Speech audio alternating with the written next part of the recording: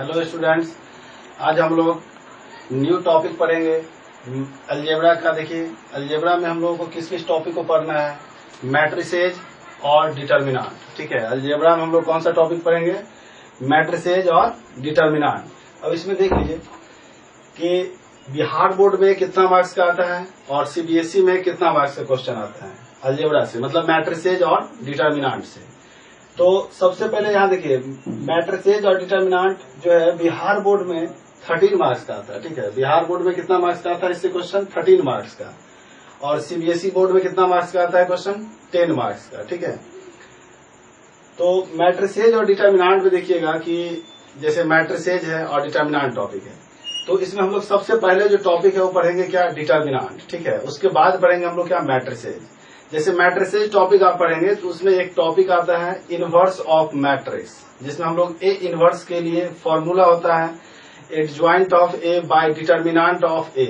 तो उसमें आपको डिटर्मिनांट का जरूरत होगा। ठीक है, लेकिन डिटर्मिनांट जो है टॉपिक, उसमें आपको मैट्रिसेज का जरूरत नहीं पड़ेगा। बस इतना याद रखना है कि स्क्वायर मैट्रिक्स किसको कहते हैं हम लोग। ठीक है, अब स्क्वायर मैट्रिक्स क्या होता है तो हम आपको यहाँ पे साइड में बता दे रहे हैं। ठीक है, बस इतना याद रखना है कि स्क्वायर मैट्रिक्स किसको कहते हैं, क्योंकि डिटर्मिनांट जो है हमेशा एक स्क्वायर मैट्रिक्स का ही होता है। ठीक है, मतलब स्क्वायर मैट्रिक्स का ही डिटर्मिनांट पॉसिबल है। देखिए स्क्वायर मैट्रिक्स क्या होता है। ठीक है, यहाँ साइड में देख लीजिए, जैसे कोई भी मैट्रिक्स है ऐसे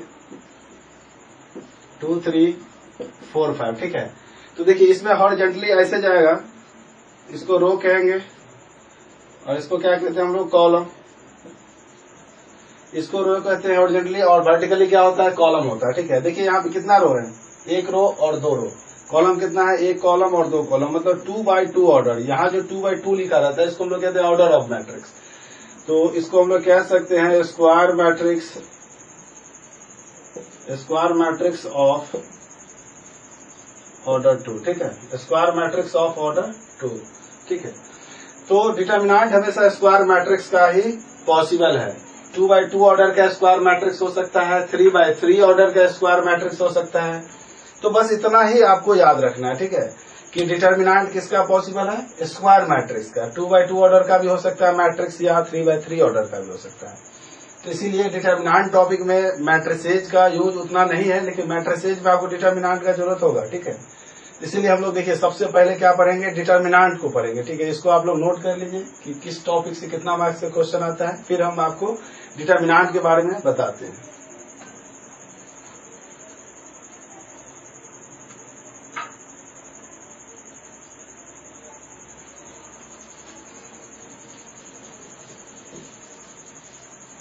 देखिए सबसे पहले यहाँ देखिए डिटर्मिनांट लिखिए, डिटर्मिनांट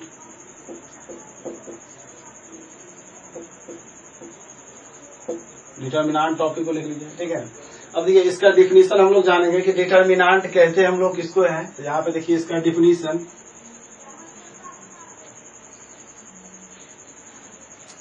डिफिनीशन में लिख लीजिए, every square matrix, every square matrix can be associated, every square matrix can be associated to an expression, every square matrix can be associated to an expression or a number, or a number. Every square matrix can be associated to an expression or a number which is known as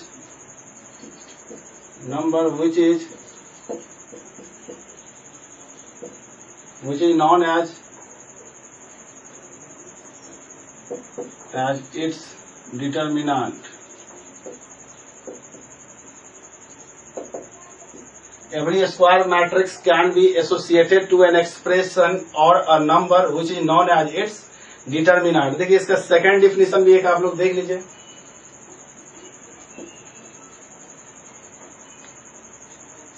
determinant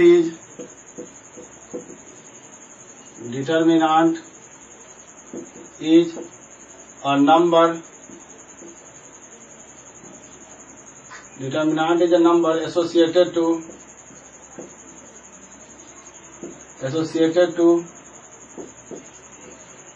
square matrix. Determinant is a number associated to square matrix, ठीक है। Determinant is a number, determinant क्या है, एक finite value देगा आपको, associated to square matrix, हमेशा एक square matrix का ही होता है। फिर अगर आपको एक डिफिनेशन और देखना है तो एक डिफिनेशन और देख लीजिए इसका, थर्ड डिफिनेशन यहाँ और में, determinant is a representation of determinant is a representation of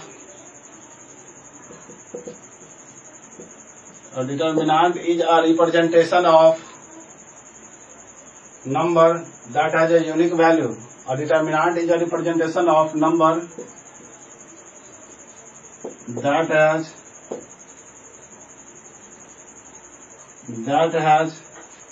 a unique value, that has a unique value, that has a unique value, ठीक है। तो यहाँ पे हम तीन डिफिनेशन लिख दिए हैं, देख लीजिए। Every square matrix can be associated to an expression और a number which is known as its determinant. Second definition इसका है determinant is a number associated to a square matrix. Third definition इसका है determinant is a representation of number that has a unique value. Determinant is a representation of a number that has a unique value. और हम लोग तो जान गए कि determinant किसका पॉसिबल होता है, सिर्फ स्क्वायर मैट्रिक्स का। और स्क्वायर मैट्रिक्स 2x2 ऑर्डर का होगा, जिसमें 2 रो 2 कॉलम हो सकता है, या 3 रो 3 कॉलम भी हो सकता है, या 4 रो 4 कॉलम भी हो सकता है। मतलब रो और कॉलम इक्वल होना चाहिए, ठीक है। तो स्क्वायर मैट्रिक्स का ही हम लोग हमेशा डिटर्मिनेंट निकाल सकते हैं। अगर स्क्वायर मैट्रिक्स नहीं होगा, मतलब रो और कॉलम इक्वल नहीं होगा, तो उसका डिटर्मिनेंट जो है वो पॉसिबल नहीं होगा, ठीक है। तो देखिए डिटर्मिनेंट 2x2 ऑर्डर का कैसे सॉल्व करते हैं, फिर 3x3 ऑर्डर का। सबसे पहले यहाँ पे लिखिए इस तरह से, determinant of A equal to a11 a12 a13 dot dot a1n a21 a23 dot dot a2n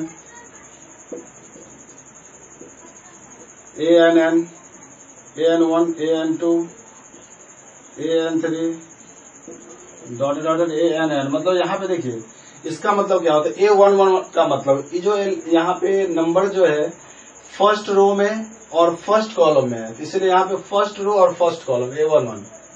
a12 का मतलब क्या है, फर्स्ट रो है, और 2 का मतलब क्या है, सेकेंड कॉलम, मतलब पहले रो होगा बाद में कॉलम, ठीक है। फिर यहाँ देखिए a13 का मतलब फर्स्ट रो है और थर्ड कॉलम है। यहाँ देखिए फर्स्ट रो है और nth कॉलम है, ठीक है। और यहाँ पे देखिए nth रो है फर्स्ट कॉलम, मतलब n रो और n कॉलम, मतलब रो और कॉलम इक्वल है, इसीलिए हम लोग इसको क्या कह सकते हैं कि स्क्वायर मैट्रिक्स है, ठीक है।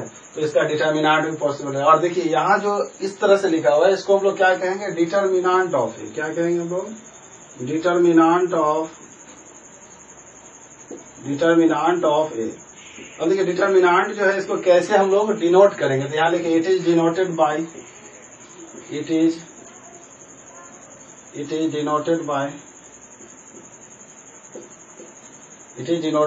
DET डॉट देके ऐसे ये लिख देंगे, इसका मतलब डिटर्मिनेंट ऑफ ए हो जाएगा, या ऐसे डिटर्मिनेंट ऑफ ए।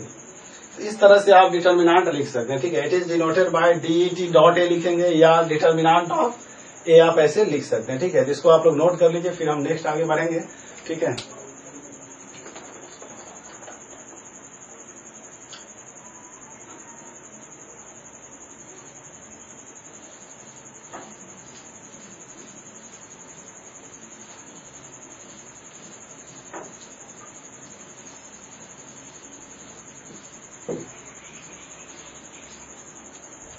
देखिए डिटर्मिनेंट सबसे पहले यहाँ देखिए कि 2x2 ऑर्डर का डिटर्मिनेंट जो है इसको कैसे सॉल्व करेंगे।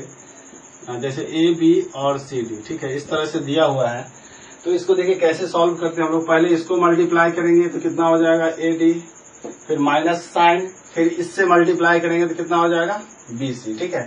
पहले देखिए क्या करेंगे इसको कि पहले इससे मल्टीप्लाई करेंगे तो हो जाएगा ए डी, फिर माइनस, फिर यहाँ से क्रॉस मल्टीप्लाई करेंगे तो क्या हो जाएगा बी सी, ठीक है। इस पे एग्जाम्पल एक दो देख लीजिए। फॉर्मूला में देख रहे हैं कि पहले इसको मल्टीप्लाई करते हैं, ऐसे मल्टीप्लाई करेंगे, फिर माइनस साइन, फिर इस तरह से मल्टीप्लाई होगा, ठीक है। जैसे एग्जाम्पल में यहाँ देखिए, फर्स्ट एग्जाम्पल में 2 3 माइनस 5 4, ठीक है।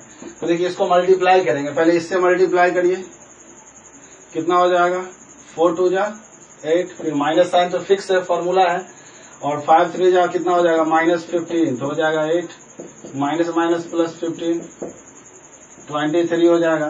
फिर सेकेंड देखिए 6 4 3 माइनस 2, तो 6 2 जा कितना हो जाएगा माइनस 12, फिर माइनस साइन 4 3 जा कितना हो जाएगा 12, 12 और 12 कितना हो जाएगा 24, ठीक है। फिर थर्ड एग्जाम्पल यहाँ देख लीजिए, sine theta cos theta minus cos theta, और यहाँ क्या हो जाएगा साइन थीटा। अब देखिए इसको मल्टीप्लाई करिए, तो पहले इससे इसको मल्टीप्लाई करेंगे तो कितना हो जाएगा साइन इंटू साइन, देखिए साइन इंटू साइन कितना हो जाएगा साइन स्क्वायर थीटा, फिर माइनस साइन तो फिक्स है, कॉस इंटू कॉस, यहाँ पे माइनस कॉस स्क्वायर थीटा, यहाँ देखिए sine square theta, minus minus क्या हो जाएगा प्लस, कितना हो जाएगा कॉस स्क्वायर थीटा, और जानते हैं sine square theta plus cos square theta कितना होगा 1, ठीक है। फिर फोर्थ एग्जाम्पल देख लीजिए,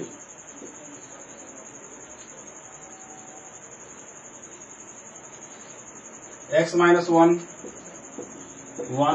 x cube x square plus x plus 1।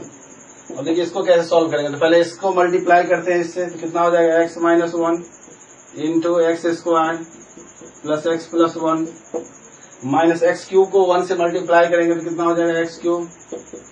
अब यहाँ देखिए एक्स स्क्वायर से मल्टीप्लाई करेंगे तो हो जाएगा x cube minus x square, x से मल्टीप्लाई करेंगे तो एक्स स्क्वायर, एक्स से 1 को मल्टीप्लाई करेंगे तो माइनस एक्स, 1 से एक्स को मल्टीप्लाई करेंगे तो प्लस एक्स माइनस 1, और यहाँ देखिए कितना है माइनस एक्स क्यूब और plus x cube cancel out, minus x square plus x square minus x plus x कितना बचेगा -1, यही आंसर हो जाएगा।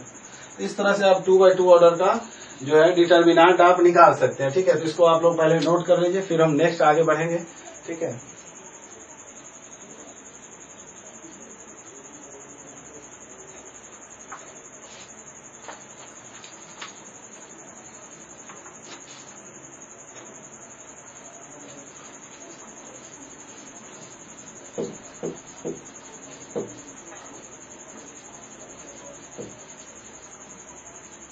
देखिए सबसे पहले यहाँ पे देखिए 3/3 ऑर्डर का A11 A12, एक मिनट यहाँ देखिए 3/3 ऑर्डर का, तो लिखेंगे A11 A12 A13 A21 A22 और A23 A31 A32 A33। देखिए इसमें कितना रो और कितना कॉलम है, 3 रो और 3 कॉलम है, ठीक है। तो सबसे पहले यहाँ देखिए कि फर्स्ट रो हो गया, ये सेकंड हो गया, क्योंकि हम आपको बताया कि रो हॉरिजॉन्टली होगा ऐसे और कॉलम क्या होगा वर्टिकली हो जाएगा ऐसे, ठीक है। रो हॉरिजॉन्टल होगा और कॉलम वर्टिकली हो जाएगा। देखिए हॉरिजॉन्टल रो कितना 1 2 और 3, और कॉलम कितना है देखिए 1 2 और 3, मतलब 3 रो है और 3 कॉलम है, मतलब स्क्वायर मैट्रिक्स तो है, तो इसका डिटर्मिनेंट तो पॉसिबल है, ठीक है। तो यहाँ पे देखिए सबसे पहले हम लोग इसको लिखेंगे रो 1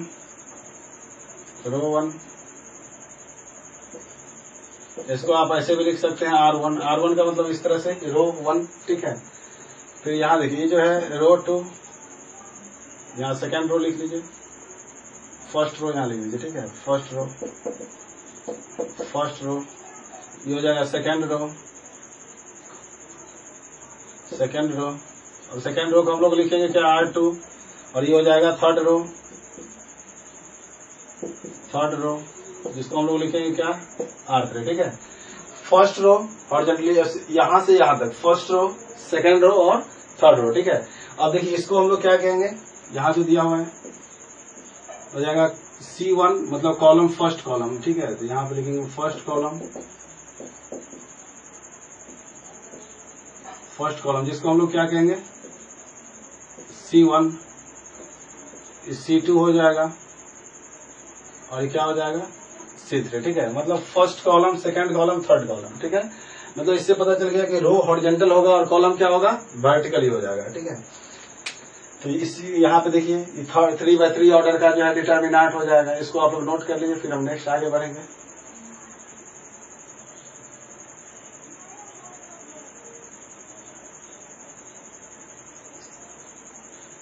देखिए इस पे क्वेश्चन लिख लीजिए 2/2 ऑर्डर का।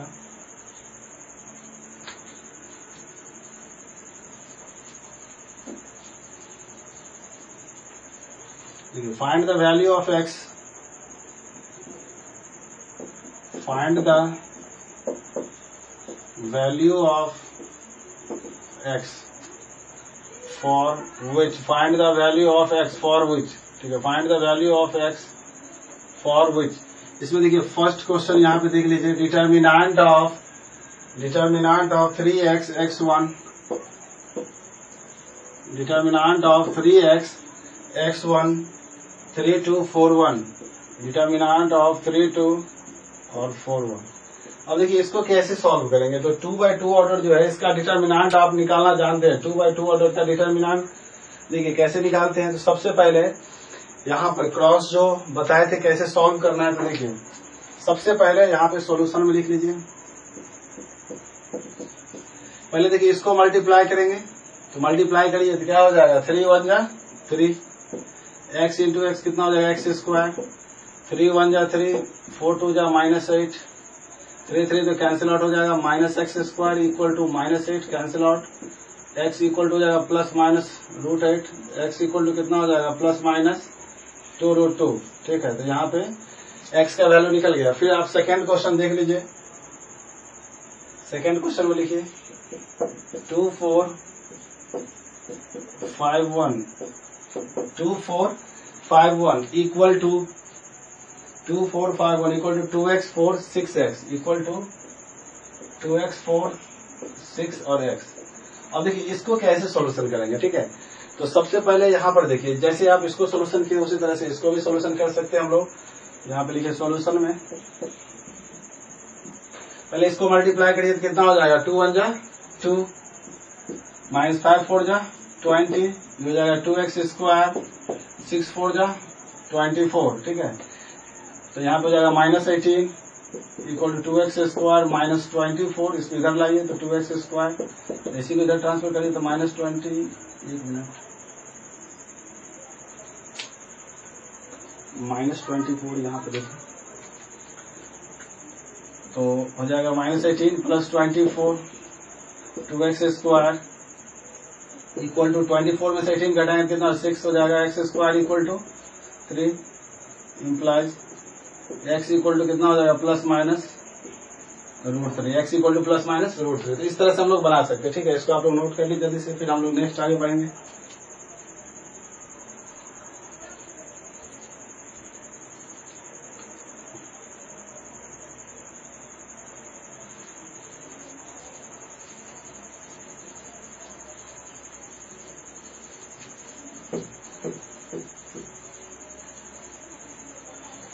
अब यहाँ से देखिए सेकंड ऑर्डर जो डिटर्मिनेंट था उसको आप लोग तो सॉल्व कर सकते हैं। सेकंड ऑर्डर का जो डिटर्मिनेंट है उतना तो हार्ड है नहीं, आप आराम से सॉल्व कर लीजिएगा। एनसीईआरटी का देखिएगा एक्सरसाइज 4.1। ठीक है, एनसीईआरटी एक्सरसाइज 4.1 जब आप निकालेंगे तो उसमें देखिएगा बहुत सारा क्वेश्चन इस टाइप से मिलेगा आपको। अब देखिए मैनर और कोफैक्टर कैसे निकालते हैं, मतलब डिटर्मिनेंट हो या मैट्रिसेज। ठीक है, डिटर्मिनेंट और मैट्रिसेज दोनों टॉपिक में आपको मैनर और कोफैक्टर जो है सेम टॉपिक है। ठीक है, अगर आप डिटर्मिनेंट में पढ़ लेंगे मैनर कोफैक्टर निकालना तो मैट्रिसेज में आपको पढ़ने का जरूरत नहीं पड़ेगा, उसमें यूज होगा तो पहले ही पढ़े रहेंगे। अगर आप मैट्रिसेज में पढ़ते हैं तो डिटर्मिनेंट में आपको उसका जरूरत पड़ेगा तो आप पहले से पढ़े रहेंगे। तो किसी भी एक टॉपिक में आप पढ़ लेंगे, डिटर्मिनेंट हो या मैट्रिसेज। ठीक है, तो आपका काम हो जाएगा। अब देखिए मैनर और कोफैक्टर कैसे निकालते हैं, किसी भी एलिमेंट का डिटर्मिनेंट में जितने भी नंबर्स होगा उसका मैनर और कोफैक्टर कैसे निकालेंगे।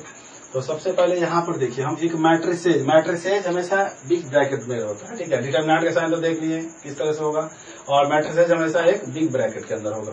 जैसे यहाँ पे देखिए मैट्रिसेज हम लिए हैं,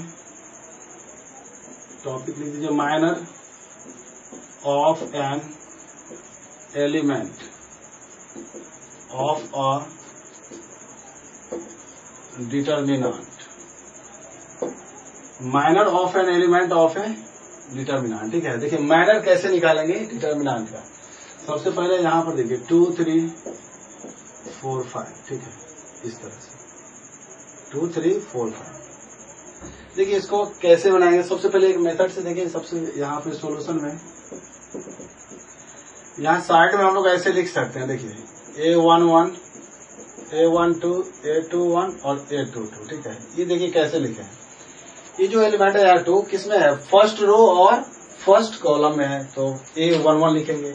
3 जो है आपका फर्स्ट रो में है और सेकंड कॉलम है, फर्स्ट रो सेकंड कॉलम। 4 जो है सेकंड रो में है और फर्स्ट कॉलम है, तो 2 1। 5 जो है सेकंड रो में है और सेकंड कॉलम में है, A22, ठीक है। तो यहाँ तो क्लियर है। अब देख लीजिए इसका आपको निकालना है माइनर। तो यहाँ पे देखिए इसको लिखेंगे कैसे, यहाँ पे लिखेंगे minor of A11, minor of A11 equal to किसका निकालेंगे माइनर, यहाँ पे देखिए A11 में क्या है 2 ना, तो यहाँ पे देखिए माइनर ऑफ A11 2। अब देखिए माइनर निकालते कैसे हैं, ठीक है। अब देखिए 2 का अगर आप माइनर निकालेंगे 2 का, तो इसके सामने का जो रो है इसको ढक दीजिए और इसके सामने का जो कॉलम है इसको भी ढक देंगे, ठीक है। तो इसके सामने के रो को ढक देते हैं और इसके सामने के कॉलम को ढक देंगे, तो आपको क्या दिखाई देगा 5, तो यही हो जाएगा इसका माइनर, ठीक है। फिर यहाँ पे सेकंड देखिए माइनर ऑफ A12, यहाँ पे देखिए इसका माइनर निकालेंगे इस बार 3 का। अब देखिए 3 का जब आप निकालेंगे तो इसके सामने के रो को ढक दीजिए और इसके सामने के कॉलम को ढक देंगे, तो क्या बचेगा आपका 4, कितना हो जाएगा 4। फिर माइनर ऑफ यहाँ पे A21 का निकालेंगे, मतलब 4 का माइनर निकालेंगे। तो अब देखिए यहाँ पे 4 का माइनर कितना होगा, इसके सामने के रो को ढक दीजिए और इसके सामने के कॉलम को ढक दीजिए, इसके सामने के रो और इसके सामने कॉलम, जो भी एलिमेंट लेंगे माइनर में उसके सामने के रो को ढक देना है और उसके सामने के कॉलम को पूरा ढक देना है, ठीक है। तो जो बचेगा वही हो जाएगा इसका माइनर, ठीक है। तो यहाँ देखिए 4 के सामने रो को ढकेंगे और कॉलम को, तो कितना हो जाएगा 3। फिर माइनर ऑफ A22 मतलब किसका 5 का। अब देखिए इसके सामने के रो को ढक देंगे और कॉलम को ढक देंगे, तो क्या बचेगा 2। तो इस तरह से आप माइनर निकाल सकते हैं। अब देखिए इसका यहाँ पे सेकंड इस तरह से भी आप लिख सकते हैं, जैसे माइनर दिया हुआ है आप यहाँ लिखे है ना, इसको हम लोग देखिए सेकंड मेथड ऐसे भी लिख सकते हैं। यहाँ पे माइनर आप किसका निकाले हैं, ठीक है, A11 का, तो यहाँ पे लिखेंगे ऐसे, शॉर्ट में अगर लिखना होगा तो M11। माइनर आप निकाले हैं फर्स्ट रो और सेकंड कॉलम का, तो यहाँ पे लिखेंगे M12, इसको लिखेंगे M21। इसका मतलब हो जाएगा माइनर ऑफ 21, मतलब जो 2 एलिमेंट सेकंड रो और फर्स्ट कॉलम में, सेकंड रो और फर्स्ट कॉलम में जो एलिमेंट है उसका माइनर निकाल रहे हैं, इसका हो जाएगा M22। इस तरह से आप 2x2 ऑर्डर का निकाल सकते हैं। एक और क्वेश्चन देख लीजिए आप 2x2 ऑर्डर का, यहाँ पे 3 -5 -4 और 2, ठीक है। अब देखिए इसका कैसे माइनर निकालेंगे, तो सबसे पहले यहाँ देखिए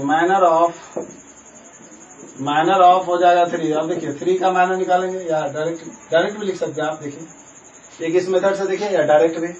माइनर ऑफ किसका निकाल रहे हैं आप 3 का, तो इसके सामने का रो और कॉलम को ढक देंगे, तो क्या बचेगा 2। माइनर ऑफ -5, अब इसके सामने का रो और कॉलम को ढक देंगे तो -4। माइनर ऑफ यहाँ देखिए -4 का निकालेंगे, इसके सामने का रो को और कॉलम को ढक देंगे, तो क्या बचेगा -5। माइनर ऑफ कितना हो जाएगा 2 का निकालेंगे, तो इसके सामने के रो को ढक देंगे कॉलम को, तो क्या बचेगा 3। तो इस तरह से आप माइनर निकाल सकते हैं। यहाँ पे लिखेंगे इसको M11 M12 M21 और M22, ठीक है। तो इस तरह से आप माइनर निकाल सकते हैं 2x2 ऑर्डर का। इसको आप लोग नोट कर लीजिए, फिर हम 3x3 ऑर्डर का आपको बता देंगे, ठीक है।